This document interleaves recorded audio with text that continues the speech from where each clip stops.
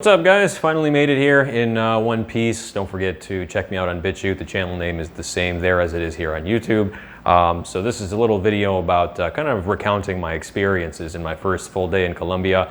I just got here, I think it was on Sunday, and first time here, the line to get into the fucking country was like 3 hours long. There's a lot of people who had been to been to Colombia from the States who had told me that usually it takes 20 to 30 minutes. So don't know what was going on. There was like 5 or 6 flights that came in at one time, so maybe that was it. But so dealt with a bunch of bullshit there. Then I get to the rental car place, and even though I told my bank that I was going to be down here, my card still didn't work. We go through like 3 different cards that I have. Meanwhile, I'm fucking terrified. You know, I didn't get 50 feet from the airport before somebody's trying to give me cocaine, possession of a small amount of which is actually legal here.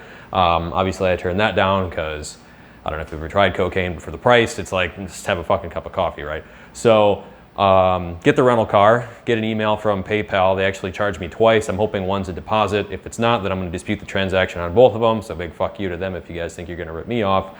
And so I went home, went to sleep. Next day, wake up. Thus begins the first full day. So I get on the road. I don't know. I heard everybody on YouTube that's been here, that's used to driving in America, talking about how it's crazy here. It is crazy, but it's not like, I mean, I don't know, if you're a pussy, this is not the place for you to come. But I mean, driving here, I've drove in Chicago, and I've been in a cab in New York City, and it's not, I mean, it's a little bit crazier, but it's definitely not anything that you can't handle. Once you get out of the cities, I mean, it's pretty, sorry about the camera adjusting that shit. I forgot my tripod, so I only have so many places to put the video here. But once you get out of the cities, I mean, other than the painfully low or slow speed limits, it's really not that bad. I mean, I come from Michigan, our roads are shit, and the entire drive from here all the way to Santa Marta, where I got turned around, was fine. I mean, there was construction here and there, but it's like, you know, you have the type of road where it's like in the US, that same type of road would be like 50 miles an hour, and here the kilometer per hour equivalent would be like 30. So obviously I just followed all the rules and totally went the fucking speed limit the whole way, you know, getting passed by semi trucks and full-size passenger buses just I mean, people are going double, triple the speed limit, whatever. So I was intending to go to a place called Minca, which is in the mountains just slightly south of Santa Marta. And I literally get like a half hour away from Minca, driving down the road, whatever, and this cop waves for me to pull over. Okay, what the fuck, here we go. So back and forth on Google Translate for 20 minutes because I thought I could get by speaking the very small amount of Spanish that I know, and you can, but in situations like that, it's pretty fucking irritating. So he starts telling me, hey, look, you know, there's a decree from the mayor for the coronavirus pandemic. You can't be out in the streets right now. My license plate says Bogota, even though I got the car in Cartagena. So that's probably why they pulled me over. Gets to tell me that, yeah, there's a huge fine for it. He's like I think it was like 96 million pesos, which is like 250 bucks. So that's pretty hefty. And I'm going, oh shit, you know, they're holding up their little ticket book, like, we're gonna get you, buddy. And I'm like, okay. So we keep going back and forth. And the guy was like, I don't know. It was a very confusing situation. Guy was very nice, respectful, patient with me, what have you.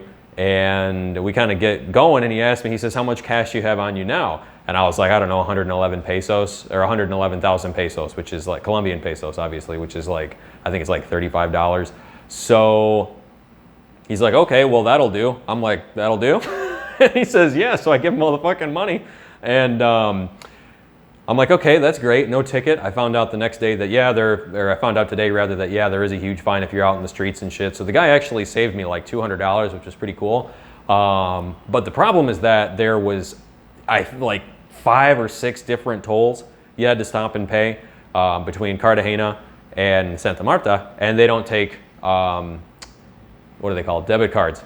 So I was in this town, which I later found out was called Santa Marta, and if you look at not Santa Marta, Santa Rosa. And if you look at my drive footage that I posted earlier today, like the shanty towns and shit, that's like the first 2 miles you're driving through town. And I'm telling you, it smells like a fucking garbage dump.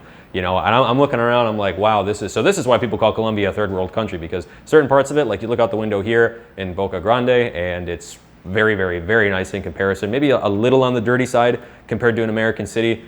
I guess depending on which city you're talking about, and the sidewalks are kind of broken and fucked up, but it's really not that big of a deal. You know, there's plants, it's otherwise well maintained and stuff. But Santa Rosa, nah, dude. I mean, that was. I'm seeing there's like 4 people on one motorbike. I'm going to pay my toll, and there's just some lady breastfeeding her kid right there. I'm like, what the fuck? I mean, I'm all about that, you know, free the nipple shit, I guess, but this is something else at some of these places. So the problem was there were only 3 ATMs that I could find in Santa Rosa, and none of them would take my card. Again, even though PayPal worked everywhere else down here, even though I told my bank that I would be down here, the card just, none of them worked. So I'm thinking, well, I might be sleeping on the side of the road in Shantytown, Colombia here.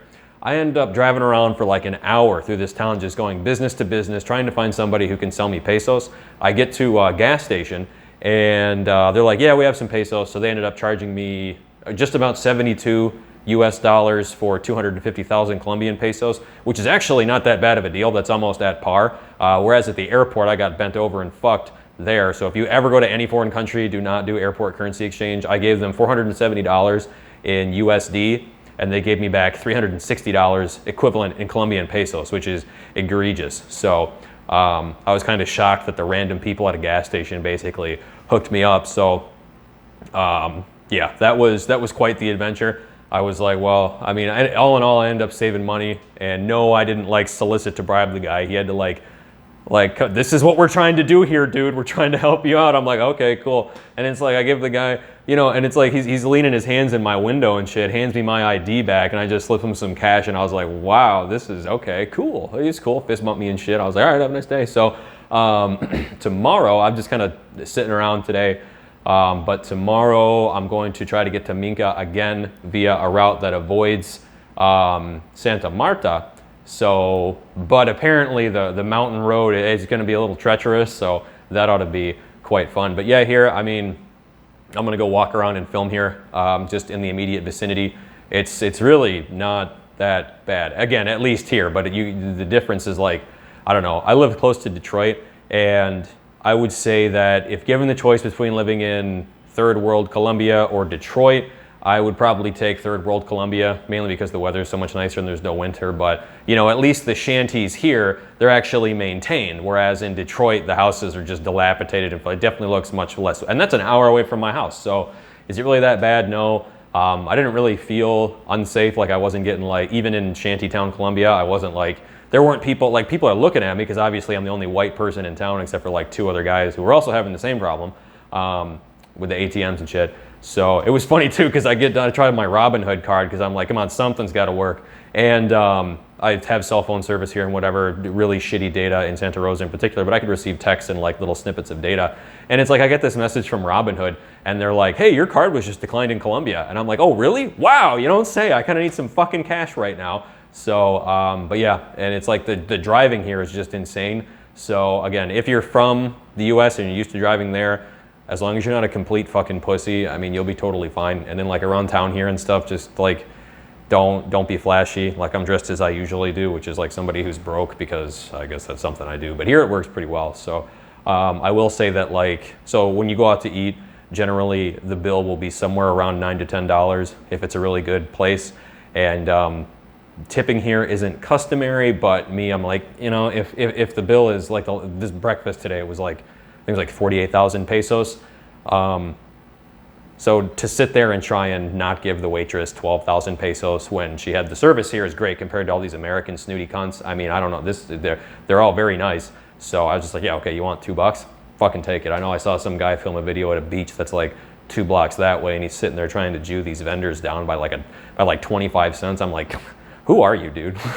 Like, come on. It's like, it's literally 25, like, okay, whatever. But yeah, pretty nice here. I have some more footage for you guys later on. Hopefully I can make it to my little destination tomorrow. Gonna leave really early in the morning, which is, I wonder if I can, I don't think I can flip my camera around as I'm filming, but it's really cool because if you look, like obviously, that's the little cityscape I keep taking pictures of. Absolutely love it. And then if you, I gotta hold this at a weird angle so I can see what it's doing. But if you come in here, obviously there's a bed, which, where is, okay, there we go.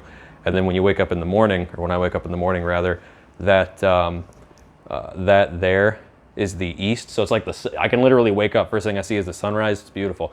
And the other cool part is, since Colombia is on the equator, it's literally 12 hours of sunlight and 12 hours of daylight every day, which is cool.